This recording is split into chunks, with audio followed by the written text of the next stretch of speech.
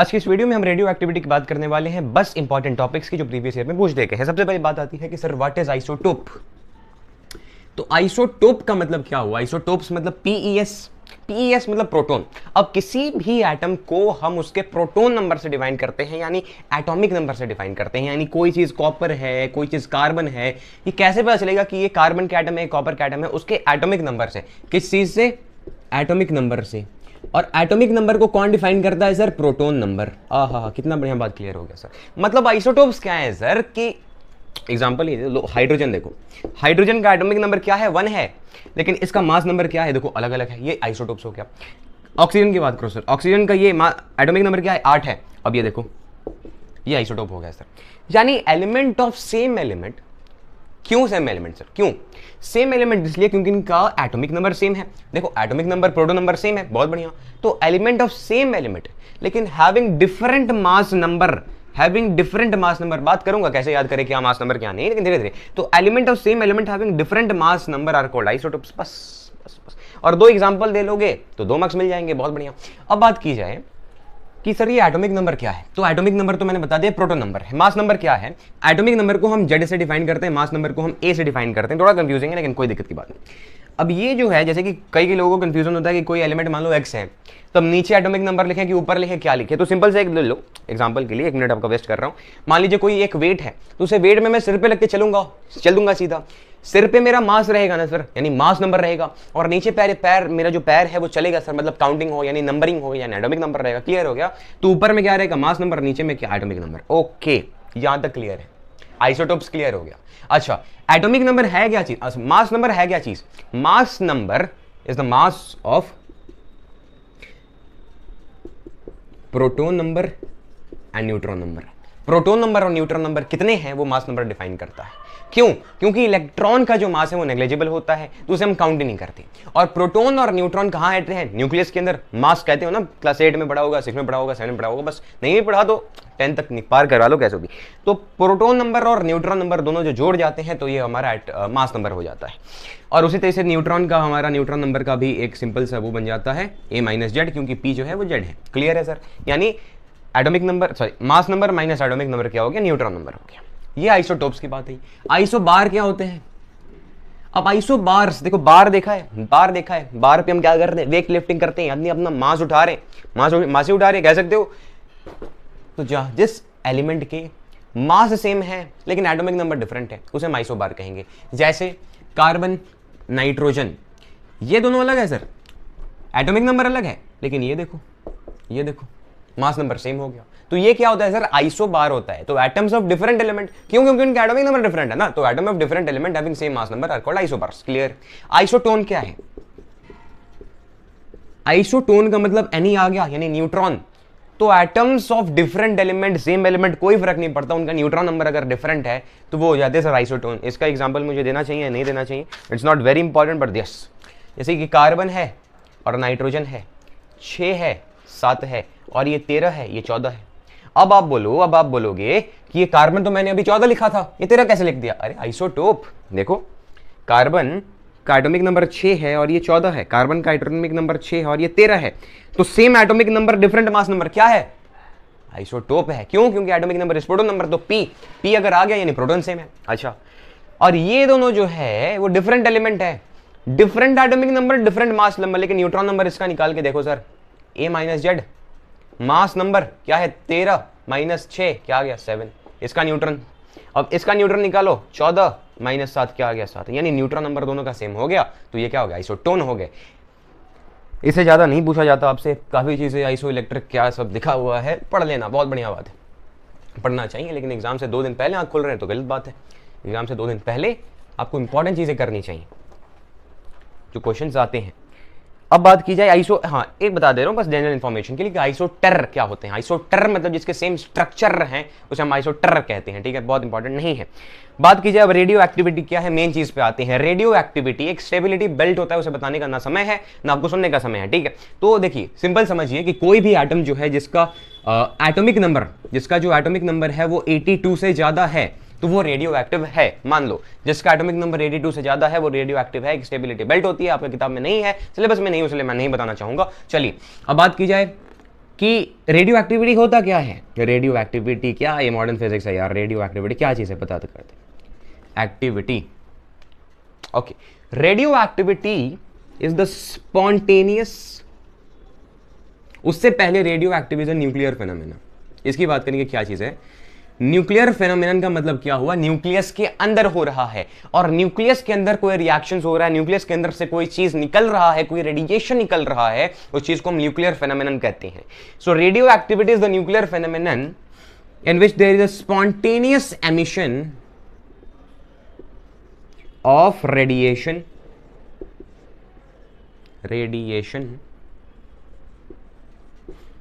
of radioactive substances. Radioactivity is the spontaneous emission. Radioactivity is a nuclear phenomenon of spontaneous emission of radiation from a radioactive substance. Radioactive substance क्या होते हैं, जिनके atomic number 82 से ज्यादा हो। नहीं समझ में आ रहा है रट लो, समझ में आ रहा है समझ लो, ठीक है। न्यूक्लियर फेनोमेनन का मतलब क्या हुआ, न्यूक्लियस के अंदर हो रहा है। और एक और चीज 3-4 बार आपको प्रीवियस ईयर में दिख रहा है, हो सके तो क्वेश्चन भी आ सकता है कि न्यूक्लियर फेनोमेनन क्या चीज है। अगर क्वेश्चन है कि अगर मान लीजिए ऑक्सीडेशन किया जा रहा है या रिडक्शन किया जा रहा है या इलेक्ट्रोलाइसिस किया जा रहा है किसी एक रेडियो एक्टिव सब्सटेंस के साथ, तो क्या उसमें कोई चेंज आएगा, नहीं आएगा, उसके रेडियो एक्टिविटी में कोई चेंज नहीं आएगा, यानी it is not disturb by any physical और केमिकल चेंज। आप कितना भी केमिकल या फिजिकल चेंज कर लो, उसे कुछ फर्क नहीं पड़ने वाला, इसलिए न्यूक्लियर फेनोमेनन है। स्पॉन्टेनियस का मतलब क्या होता है सर, स्पॉन्टेनियस का मतलब होता है ऑटोमेटिक, हिंदी में अपने आप, ठीक है, और एमिशन मतलब निकलना, ठीक। रेडिएशन कितने हैं, रेडिएशन आपके सिलेबस में 3 प्रकार के हैं, अल्फा, बीटा और गामा। अच्छा, अब बात की जाए इनके ऊपर से कैरेक्टरिस्टिक की बात कर लेते हैं पहले, ठीक है। Alpha, beta, gamma. अल्फा मतलब सर ये, बीटा मतलब सर ये, गामा मतलब सर ये। अल्फा मतलब एक हीलियम एटम है, इसके पास 2 इलेक्ट्रॉन होते हैं, कहते हैं ना ड्यूप्लेट पूरा कर रहा है, ड्यूप्लेट पूरा कर रहा है।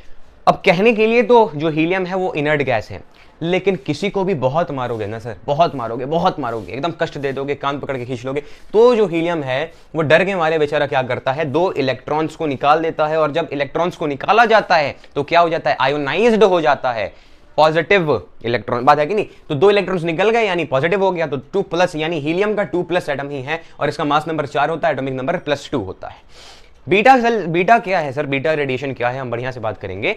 तो beta radiation basically fast moving electrons हैं, इलेक्ट्रॉन्स के पास मास नहीं होता लेकिन चार्ज जरूर होता है, -1।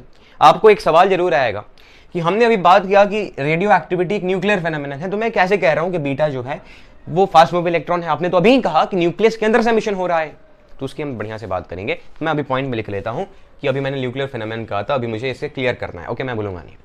और गामा रेज सर लाइट होता है, लाइट की स्पीड से जाना, ये सब चीजें अभी बात करते हैं धीरे धीरे करके। देखिए हैवीएस्ट कोई है तो कौन है, अल्फा, जिसका मास डिफाइंड ही नहीं है, मास अनडिफाइंड है, तो वो क्या है सर, बीटा। क्यों मास अनडिफाइंड है, because beta radiations are fast moving electrons.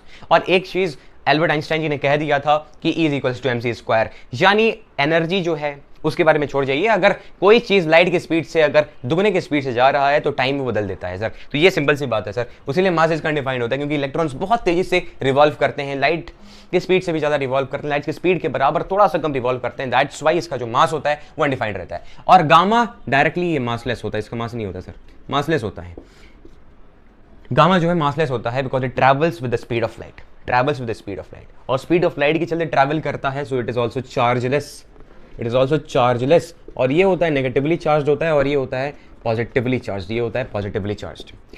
अगर कोई चीज भारी है, तो उसे कह दो कि स्प्रिंट का रेस सड़क दे दौड़ जाए अभी, तो नहीं दौड़ पाएगा, no offence, exceptions are always, तो ये नहीं दौड़ पाएगा, तो उसके चलते इसके पास लीस्ट पेनिट्रेटिंग पावर है, लीस्ट पेनिट्रेटिंग पावर, लीस्ट, और इसके पास हाईएस्ट पेनिट्रेटिंग पावर।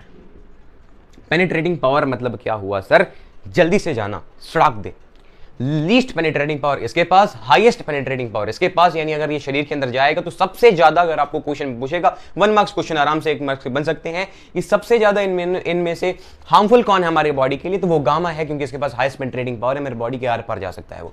और बीटा पार्टिकल्स जो होते हैं बेसिकली ये इससे ज्यादा इनका पेनिट्रेटिंग पावर, इससे कम इसका पेनिट्रेटिंग पावर। बात की जाए आयोनाइजिंग पावर की, आयोनाइजिंग पावर का मतलब क्या हुआ कि मान लीजिए हीलियम है सर, ये क्या हीलियम है, अब इसे मैंने, इसके आसपास बहुत सारे पार्टिकल्स हैं, बहुत सारे आयन्स हैं, जब मैंने इसको यहां से पेनिट्रेट करवाया तो इस तरीके से जाएगा और जिससे जिससे वो टकराएगा ना उससे इलेक्ट्रॉन खींच लेगा, मतलब अपने, इलेक्ट्रॉन नेगेटिव नहीं है, वो खींच लेगा, खींच लेगा मतलब ये इलेक्ट्रॉन अपने अपने इलेक्ट्रॉन दे देंगे और पॉजिटिव हो जाएंगे, और वो पॉजिटिव हो जाएंगे यानी आयोनाइज हो जाएंगे, ऑक्सीडाइज हो जाएंगे। आयोनाइजिंग होता है कि ऑक्सीडाइजिंग होता है? अच्छा एक सेकंड, देखिए पढ़ाने में कुछ भी ना चला जाए, ठीक है, आयोनाइजिंग ही होता है। तो आयोनाइज हो जाते हैं सर, आयोनाइज मतलब आयंस में हो जाना, तो बेसिकली पॉजिटिवली आयोनाइज हो जाते हैं। इसको ऑक्सीडाइज मैंने इसलिए कहा क्योंकि oxidation is the loss of electron, तो मुझे उससे थोड़ा सा केमिस्ट्री से मैंने लिंक कर दिया। अच्छा, और इसके पास इसका उल्टा सर, गामा रे के पास लीस्ट आयोनाइजिंग पावर होता है और इसके पास सबसे ज्यादा आयोनाइजिंग पावर रहता है। बीटा सेल्स के बाद इससे कम और इससे थोड़ा ज्यादा रहता है, बेसिकली आयोनाइजिंग पावर तो इससे कम ही रहेगा और इससे ज्यादा रहता है। ये क्लियर हो गया। स्पीड की बात करें तो स्पीड की हमने बात कर ही लिया, मास सबसे ज्यादा हैवीएस्ट ये है, ये है, ये है, ये है, बात क्लियर होगी। अब थोड़ा सा बात करते हैं 1-2 नंबर के जो क्वेश्चंस बनते हैं रिएक्शंस की, ठीक है।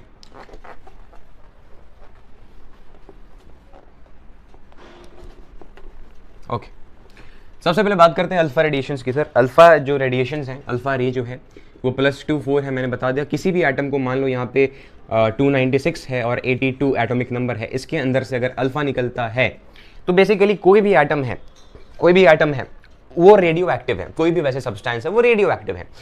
तो उसे अगर मैं रखूंगा तो उसके अंदर से जों जों करके क्या रे निकलेंगे, क्या निकलेंगी? रे निकलेंगी, रेडिएशंस निकलेंगे बेसिकली। तो अगर अल्फा रेडिएशन निकलता है तो बेसिकली अल्फा के पास 2 है और 4 है, नीचे एटॉमिक नंबर ऊपर मास नंबर। तो एक चीज याद रखना, जब रिएक्शंस करना, मैं टिप बता रहा हूं, हरदम बैलेंस करना, मतलब बस समझने की बात है, एग्जाम में कैसे बढ़िया करना है ना यार, तो बहुत डीप में भी नहीं समझेंगे। तो अगर इसके अंदर से, इस रेडियो एक्टिव सब्सटेंस के न्यूक्लियस के अंदर से अल्फा निकला तो ऐसा नहीं हुआ कि ये कुछ और बन गया, अल्फा ऐसा नहीं हुआ कि ये कुछ और बन गया, बेसिकली हुआ ये कि ये ऐसा एक एलिमेंट बन गया जिसका जो एटॉमिक नंबर है वो बदल गया। क्यों? क्योंकि इसके न्यूक्लियस के अंदर से एटम्स, उसके न्यूक्लियस के अंदर से प्रोटॉन निकल गया, तो उसके चलते वो कुछ और एलिमेंट बन गया। मतलब ऐसा नहीं है कि वो जो एलिमेंट है उसके अंदर कुछ केमिकल रिएक्शंस हो गया और वो कुछ और बन गया, ऐसा कुछ नहीं है। उसके अंदर से एमिशन हो गया रेडिएशंस का और वो एक नई चीज में बना जिसका जो एटॉमिक नंबर है वो डिफरेंट है। कैसे डिफरेंट है? तो रिएक्शंस बेसिकली ये 2 है, तो बेसिकली क्या यहां पे होगा कि ये प्लस ये 82 होना चाहिए, ये +2 82 कब होगा? अगर 80 होगा तब। बस रिएक्शन को अगर बैलेंस करने आ गया तो सारा खेल खत्म है। तो 80 + 2 82 और ऊपर में देखो 4 और 296 करना है, यानी अगर 292 होगा और +4 करेंगे तो 296 आ जाएगा। अरे सही सी बात है यार, इसके अंदर से 2 प्रोटॉन और उसका मास चार्ज निकला, एटॉमिक नंबर मास नंबर 4 निकला, तो यहां पे ये बचा होगा ना, दोनों को जोड़ोगे तभी तो वो पुराना वाला आएगा। अच्छा, अब यहां पर क्या होता है? एटॉमिक नंबर, यहां पर मास नंबर। आपको कहेगा कि बताओ क्या हो रहा है, तो A -4 हो रहा है, 296 से 292 हो रहा है अगर अल्फा निकल रहा है तो। और Z क्या हो रहा है? Z क्या हो रहा है? Z क्या हो रहा है? Z क्या हो रहा है? -2 हो रहा है जब अल्फा निकल रहा है। क्यों? क्योंकि इसके पास 2 और 4 है।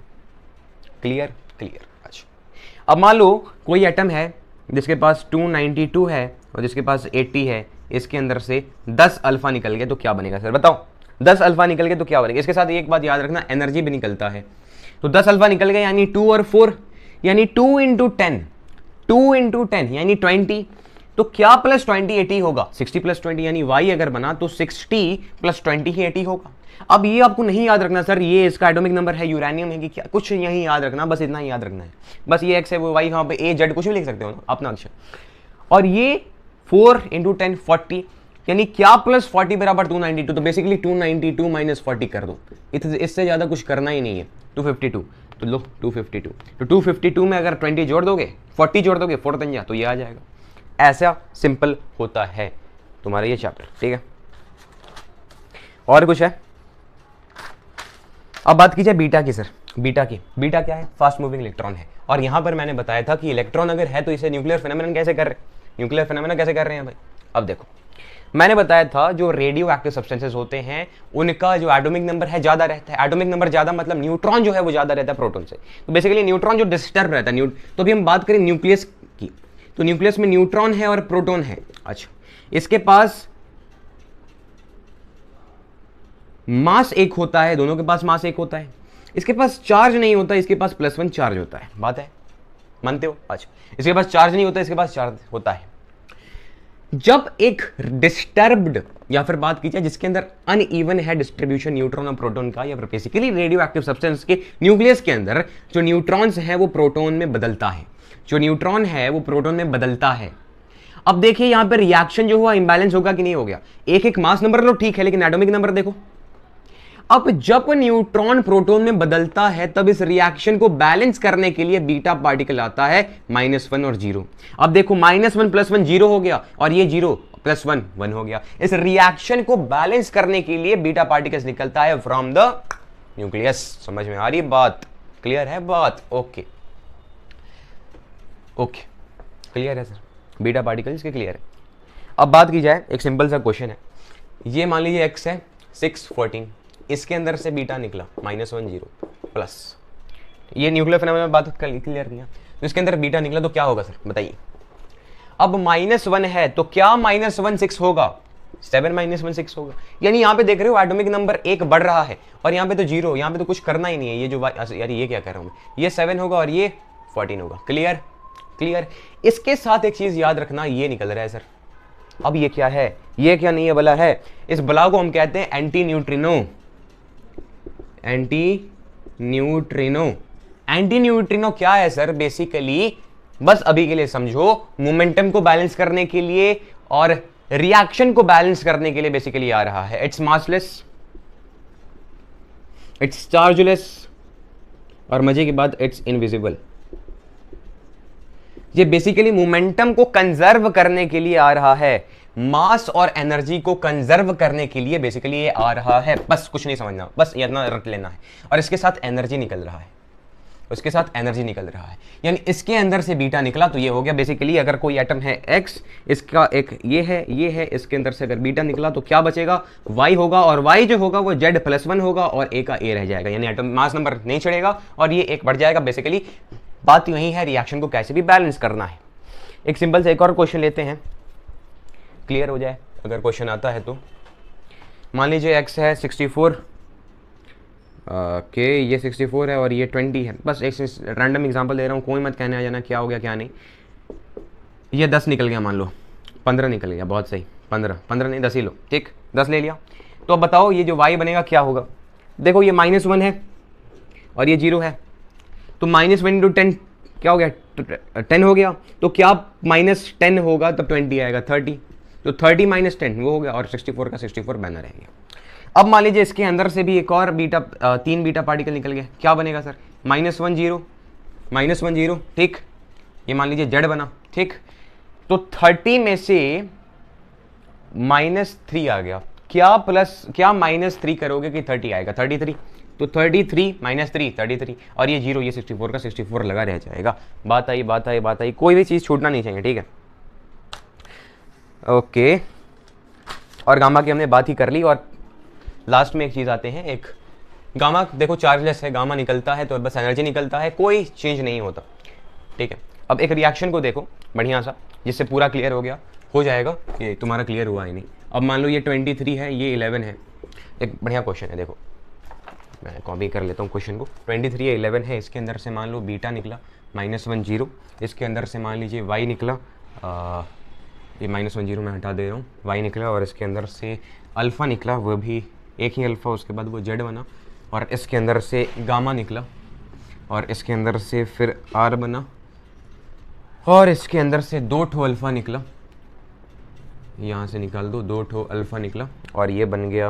ये बेसिकली तुम्हारे 2011 का क्वेश्चन है या फिर 2010 का, मुझे एक्यूरेटली याद नहीं है। एस बना और इसके अंदर से सिंपली 3 ठो बीटा निकल गया, 3 ठो बीटा निकल गया, एस आर, ठीक है सर। और ये बन गया टी, मान लो सिंपल।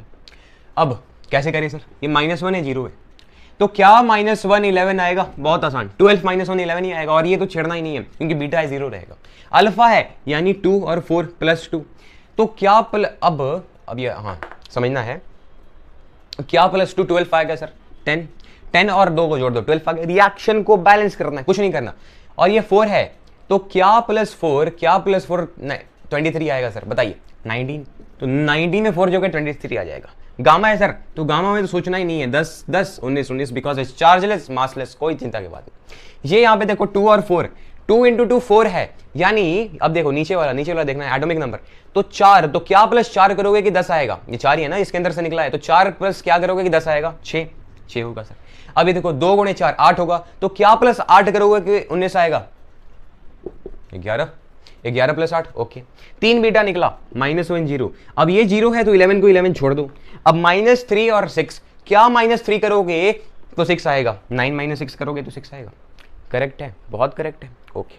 अब थोड़ा सा हम थ्योरी में आ जाते हैं, थ्योरी पोर्शन में आ जाते हैं, जो काफी आपको वीडियो छोड़, तो थ्योरी में बेसिकली क्या है कि आपको क्वेश्चन पूछा कि यूजेस ऑफ रेडियो एक्टिव चीजों के बताओ, यूज ऑफ रेडिएशन की बात बताओ, यूजेस। तो देखिए कई ऐसे होते हैं रेडियो एक्टिव सब्सटेंसेज जिनका एटॉमिक नंबर 82 से कम होता है, और उन चीजों को हम रेडियो आइसोटोप्स कहते हैं। क्या कहते हैं, रेडियो आइसोटोप्स।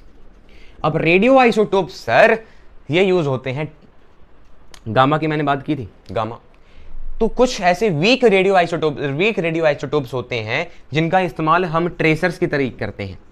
बेसिकली इसका इस्तेमाल हम ट्रेसर्स की तरह नहीं करते हैं, कुछ वीक रेडियो आइसोटोप्स होते हैं जिसका इस्तेमाल हम ट्रेसर्स की तरह करते हैं। ट्रेसर मतलब सर ट्रेस करना, अभी के लिए गामा हटा दो, गलती से आ गई। तो कुछ वीक रेडियो आइसोटोप्स होते हैं जिसका इस्तेमाल हम ट्रेसर्स की तरफ करते हैं, हमारी बॉडी में ह्यूमन फिजियोलॉजी को समझने के लिए, ब्लड सर्कुलेशन को समझने के लिए, हार्ट को देखने के लिए, पढ़ने के लिए, सब कुछ ट्रेसर्स का इस्तेमाल होता है, ट्रेस करने के लिए। और कहीं हमारे बॉडी में क्लॉटिंग तो नहीं है, to detect clots in our body और ट्यूमर इन अवर ब्रेन, और सारी चीजों को डिटेक्ट करने के लिए ट्रेसर्स होते हैं।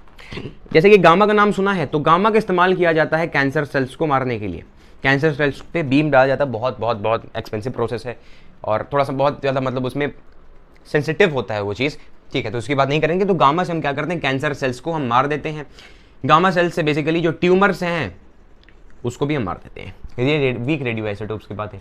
रेडियो आइसोटोप्स जो हैं उसमें एक अल्फा होता है, और उसका इस्तेमाल हम न्यूक्लियर पावर प्लांट में करते हैं। न्यूक्लियर पावर प्लांट में अल्फा का हम इस्तेमाल करते हैं।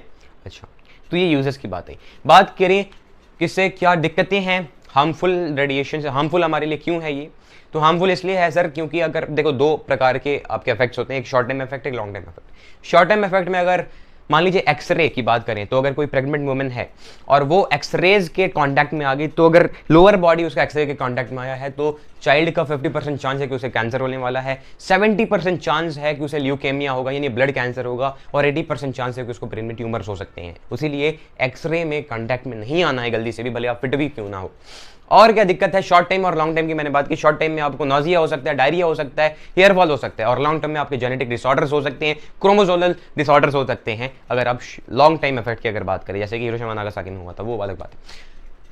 और प्रिवेंशन क्या करना है सर, 2 प्रिवेंशन में चीजें लेनी है हमें, कि हमें लीड लाइंड एप्रॉन, एप्रॉन मतलब सर कोविड में एप्रॉन तो समझ ही गए पूरा, लीड लाइन एप्रॉन करना है जब हमें हैंडल करना है रेडियो एक्टिव सब्सटेंसेस को, और ग्लव्स भी जो हम पहनेंगे उसे भी लीड लाइंड होना चाहिए। और रेडियो एक्टिव आइसोटोप्स को हम एक लीड के अंदर डालते हैं। अभी तो मेन चीज छूट गया सर आपको, ये याद, मैं हर चीज मैंने नोट्स में नहीं डाला हुआ है ना, और किताब रखता नहीं हूँ, लेकिन मेरे वीडियो में कवर हर चीज होना चाहिए। ये मान लीजिए लीड लाइंड एक बॉक्स है और इसके अंदर रेडियो एक्टिव आइसोटोप है, तो ये लीड लाइन बॉक्स है, रेडियो एक्टिव आइसोटोप्स है। बात आई क्वेश्चन की लीड लाइन बॉक्स क्यों, बिकॉज लीड जो बॉक्स होता है ना सर, वो रेडिएशंस जो इसके अंदर से निकलते हैं, स्पॉन्टेनियस रेडिएशन जब निकलते हैं तो उसे अपने अंदर एब्जॉर्ब कर लेता है। क्या करता है, एब्जॉर्ब कर लेता है, तो कोई दिक्कत नहीं होता।